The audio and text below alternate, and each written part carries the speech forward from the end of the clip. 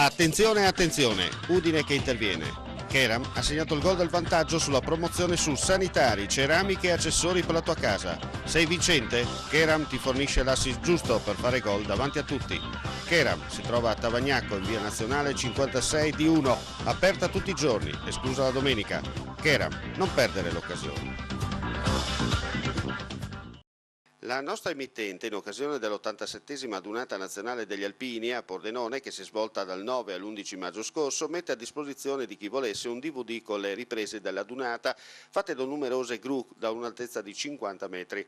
Il costo del DVD è di 30 euro, con la possibilità di spedirlo in tutta Italia.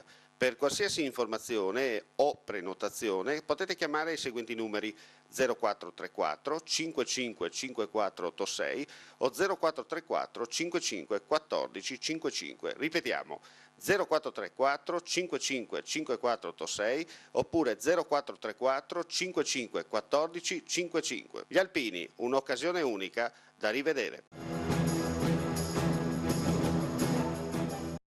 Assessore Bolzonello, una cosa è certa, da queste parti si mette in pratica. Sì, è una cosa importantissima questa ciclovia straordinaria che una volta completata nel suo insieme permetterà ai turisti, alle persone che dall'Austria vorranno arrivare a Grado, godersi delle bellezze del Friuli Venezia Giulia. Devo dire che questa è veramente un'opera strategica, lo diciamo molte volte anche a sproposito di tante cose. Questa è realmente un'opera strategica, partire da Tarvisio, collegarsi con le ciclovie austriache e slovene che arrivano poi sui tre confini e poi scendere per il nostro Friuli, devo dire ci permetterà di dare seguito anche a quelle che sono le linee guida del piano del turismo per il 2014-2018 del Friuli Venezia Giulia.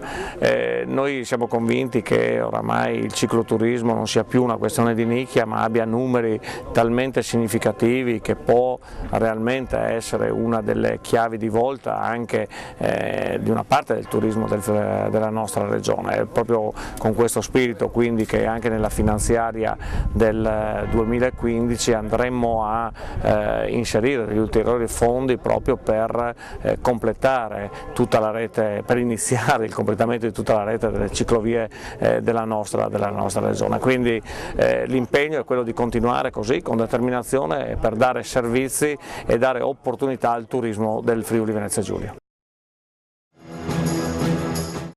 Presidente Fontanini, un altro tassello per lo sviluppo turistico-culturale del Friuli. Visibile e soprattutto aperto al mondo tedesco, oltre che chiaramente agli abitanti di questo territorio e della nostra provincia che possono arrivare al mare con la bicicletta.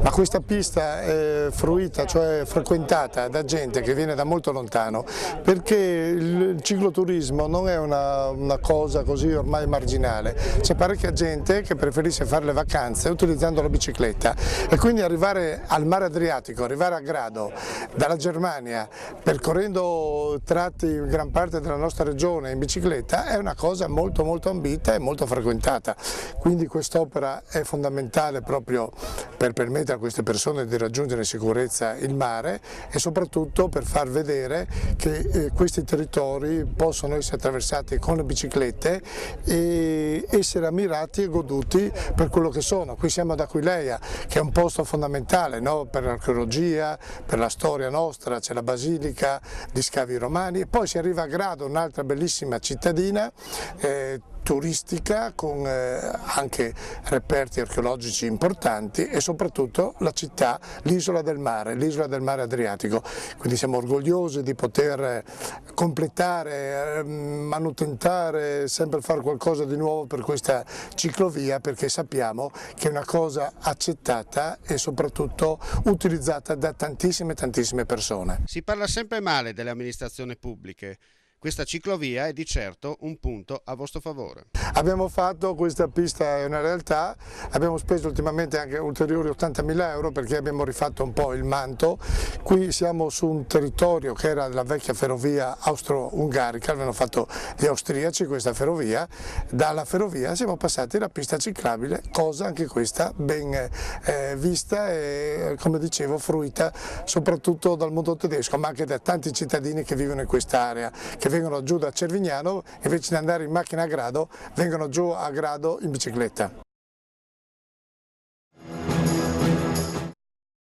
Lotta al fumo, che misure intende prendere l'ospedale di Udine per farvi fronte? L'ospedale di Udine ha attivato una politica che ormai è diffusa in molte aziende ospedaliere, sia in Italia però soprattutto nel resto del mondo, che prevede la eliminazione totale della possibilità di fumare all'interno dei comprensori ospedalieri. Questa è una politica che è stata molto apprezzata anche nella recente visita di accreditamento internazionale. A mezzo stampa si è parlato di vigilantes, ma effettivamente queste figure sono presenti, sono già attive? In questo momento no, ci arriveremo dopo aver fatto un'adeguata politica di dissuasione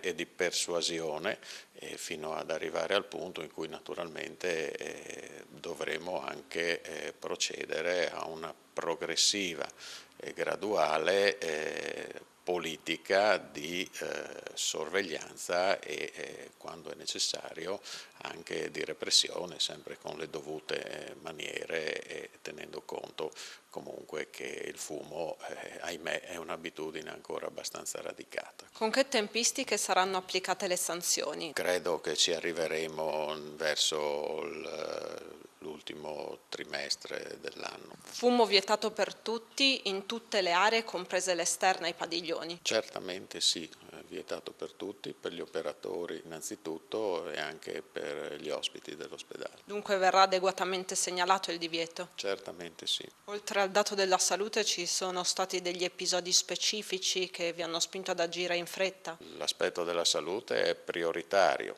sicuramente anche un certo tipo di atteggiamento poco civile di distribuire i mozziconi di sigaretta anche in presenza di adeguati posacenere, comunque contenitori, è un elemento che non contribuisce certo al decoro di una struttura come questa.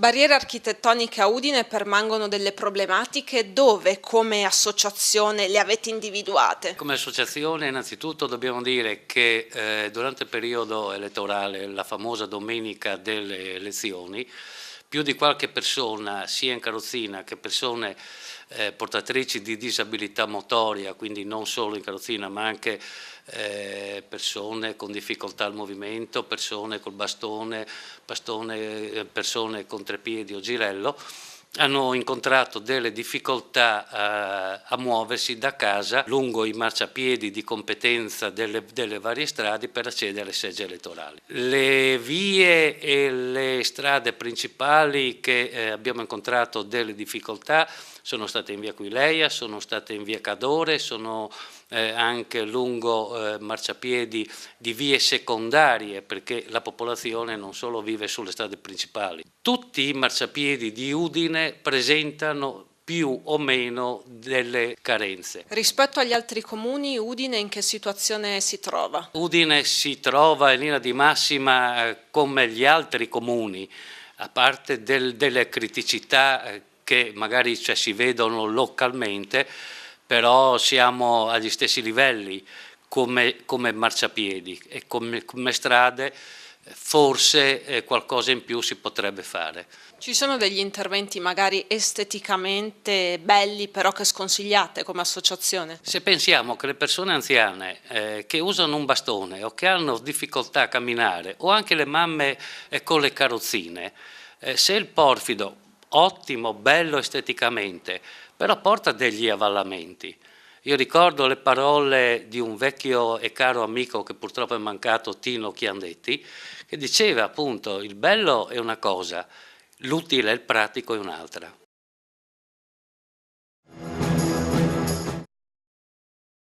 Annuntio vobis gaudio magnum, habemus mister. Fumata bianca poco dopo le 19:30 di ieri sera, quando da Milano è giunto l'atteso annuncio. Andrea Stramaccioni è il nuovo allenatore dell'Udinese.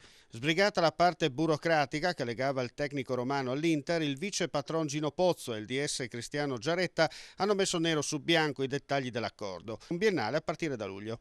Con Stramaccioni a Udine arriva anche Dejan Stankovic nelle vesti di vice allenatore e tattico. Andrea Stramaccioni è nato a Roma il 9 gennaio 1976. Una discreta carriera da calciatore nelle giovanili con una sola presenza in Serie A a Bologna, interrotta prematuramente per passare alla panchina. Attore giovanile della Roma prima e dell'Inter dopo.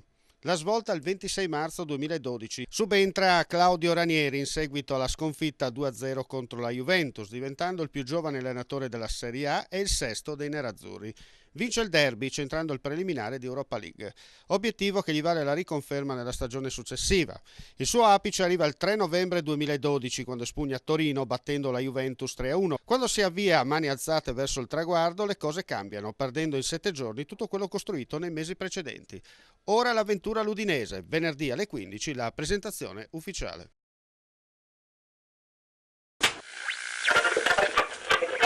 Attenzione, attenzione, Udine che interviene. Keram ha segnato il gol del vantaggio sulla promozione su sanitari, ceramiche e accessori per la tua casa. Sei vincente? Keram ti fornisce l'assist giusto per fare gol davanti a tutti. Keram si trova a Tavagnacco in via Nazionale 56 di 1, aperta tutti i giorni, esclusa la domenica. Keram, non perdere l'occasione. La nostra emittente, in occasione dell'87esima adunata nazionale degli Alpini a Pordenone, che si è svolta dal 9 all'11 maggio scorso, mette a disposizione di chi volesse un DVD con le riprese dell'adunata fatte da numerose gru da un'altezza di 50 metri. Il costo del DVD è di 30 euro, con la possibilità di spedirlo in tutta Italia. Per qualsiasi informazione o prenotazione potete chiamare i seguenti numeri 0434 55 5486 o 0434 55 14 55. Ripetiamo 0434 55 5486 oppure 0434 55 14 55. Gli Alpini, un'occasione unica da rivedere.